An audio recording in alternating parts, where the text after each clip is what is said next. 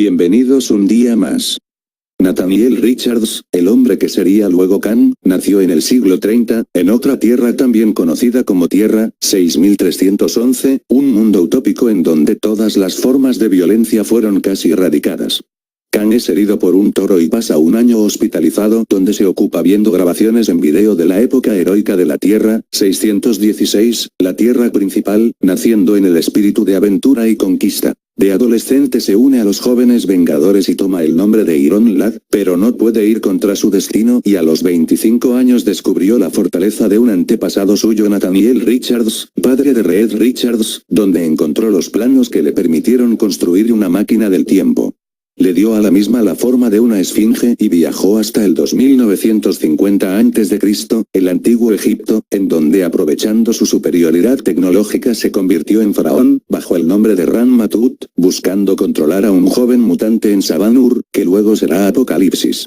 Gobernó como un dios por una década, en la cual se encontró con Samira, señora del Nilo, quien se convirtió en su enemiga. Amenhotep, a quien transformaría en un vampiro, y viajeros del tiempo como Kilpor y el equipo Genetics. En algún punto tuvo un hijo, Ramades, con una esclava. Eventualmente los Cuatro Fantásticos con Ensabanur, el dios de la luna Khonsu, y héroes de la era moderna Doctor Extraño y los Vengadores, viajaron a ese tiempo y lo obligaron a escapar.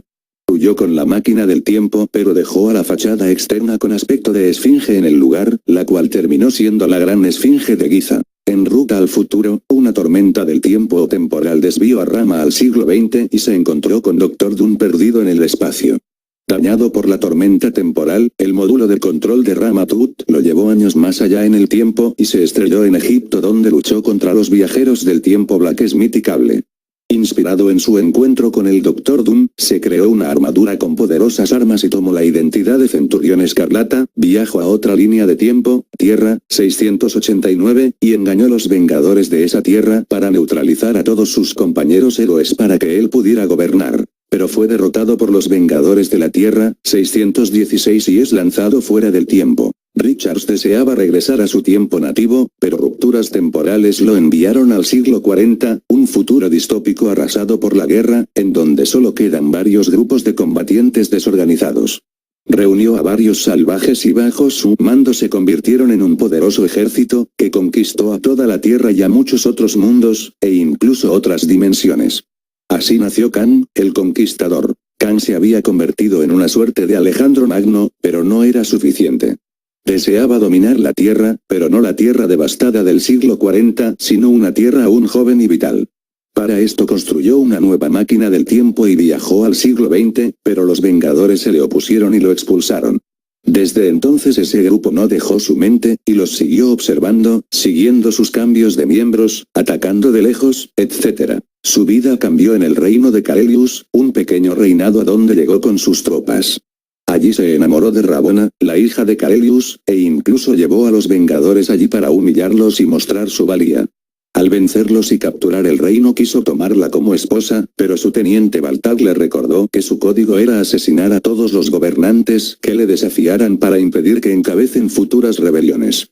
Kang se negó, y fue un error. Baltag, que lo veía como un dios conquistador, veía que Kang no era sino un hombre, e intentó amotinar a su ejército contra él. Kang liberó a los Vengadores y a cambio de liberar el reino de Rabona lo ayudaron a dominar el motín. Baltag fue apresado, pero se liberó, y cuando los Vengadores eran devueltos a su época intentó matar a Kang a traición. Rabona, que decidió en ese momento que amaba a Kang, se interpuso en el disparo. Baltag recibió al momento la muerte que merece un traidor, pero el disparo fue dado, y nada en la ciencia del siglo 40 podía restaurar la vida de Rabona. Kang pudo salvarla al ser transportado por Thor al limbo, en donde encontró al aparentemente muerto Immortus.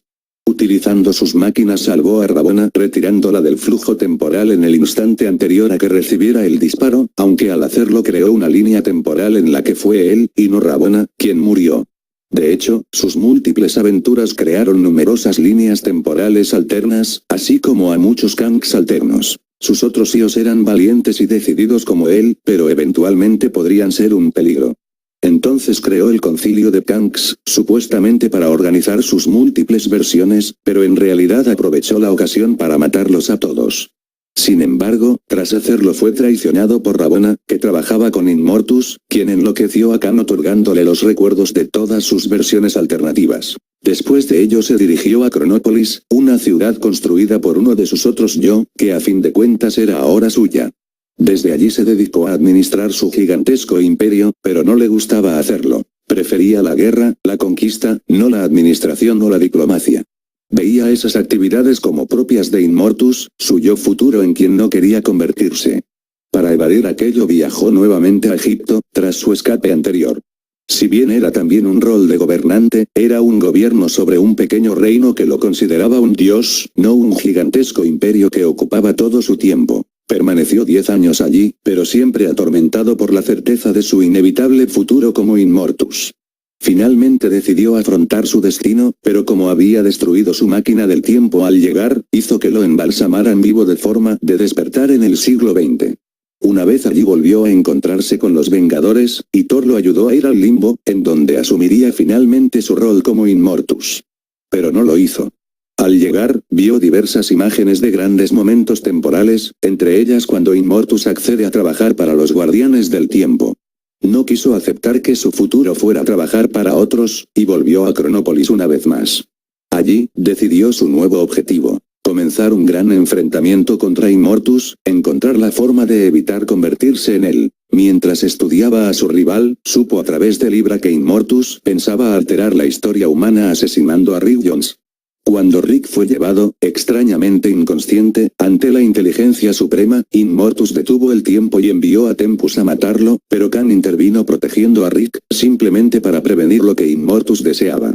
Rick, con la ayuda de Libra, atrajo a un grupo de Vengadores de diversos puntos del tiempo, y finalmente logró lo que Immortus buscaba evitar: dominar y controlar de forma consciente la fuerza del destino.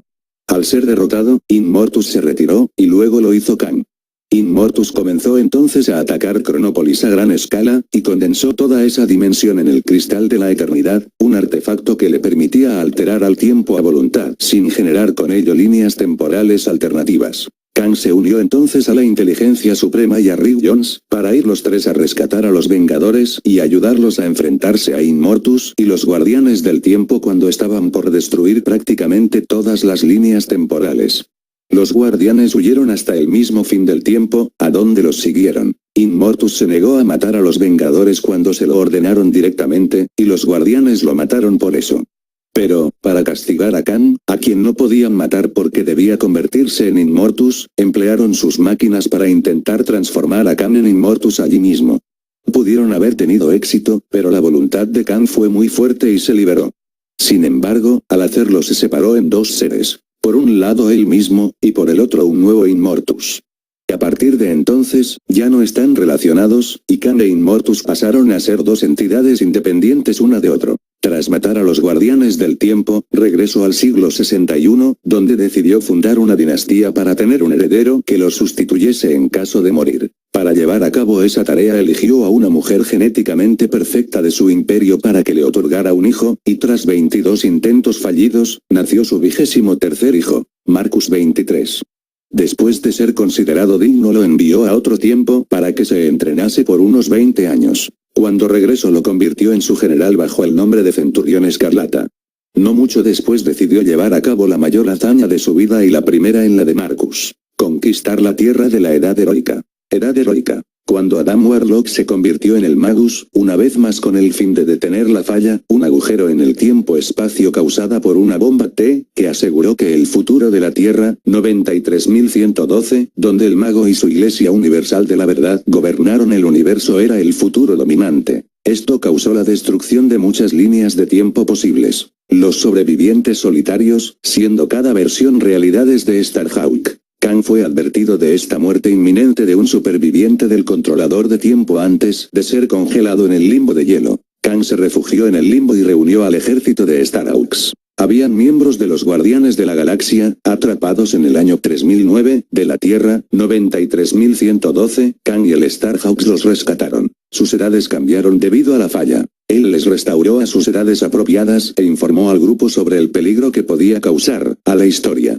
Les ofreció una solución: matar a Warlock. Luego le dio al líder de los Guardianes Star-Lord el cubo cósmico para ayudar a hacer el trabajo. Pese a las reservas del equipo, Kang les transporta en el tiempo a momentos antes de que Adam Warlock se convirtiera en el mago para hacer el trabajo. Star-Lord finalmente tuvo éxito en matar al mago, pero no antes de que muchos de sus compañeros de equipo y aliados murieran. Con el mago ya muerto, la realidad tomó su rumbo debido. Kang pronto se dio cuenta del posible futuro de la Tierra, 10.071, en el que el robot Ultron mató a los Vengadores, allanando el camino para la dominación de la propia época de Kang. Para detener esto, Kang reunió un ejército de héroes para destruir a Ultron, pero fracasó. En represalia, Kang volvió y reunió a más y más superhumanos. Sus viajes de tiempo constantes causaron demasiado daño en el tiempo-espacio, y lo rompió causando el caos a través de la corriente del tiempo, provocando diferentes épocas. Mientras seguían en la batalla contra Ultron, en la Tierra, 10.071. Esto llevó a su yo futuro, Immortus, para hacerse pasar por Kang una vez más y convencer a los demás Vengadores, para permitir a sí mismo para viajar atrás en el tiempo, para ir reclutar a los Vengadores de la era moderna, para fijar la fractura en el tiempo. Los Vengadores finalmente viajaron a la Tierra, 10.071 y se enteraron de la situación, e hicieron frente a Ultron. Se fue atrás en el tiempo antes de la batalla con Ultron y convenció al robot a perder la batalla, y señaló que en la lucha contra Kang conduciría al daño hecho a la corriente del tiempo y que Ultron no sería destruido. Ultron estuvo de acuerdo, y cuando llegó el momento de la batalla, Kang y sus fuerzas lo destruyeron fácilmente. Con una victoria tan rápida, Kang volvió a sus guerreros a sus propios puntos de la historia. Decepcionado con la falta de un desafío, Kang volvió a su propio tiempo para continuar con la búsqueda de una conquista adecuada. Con la derrota de Ultron, la realidad diverge hacia un nuevo futuro de la Tierra, 10.943, y el daño a la corriente del tiempo fue reparado. Gracias, un saludo. Y hasta el próximo video.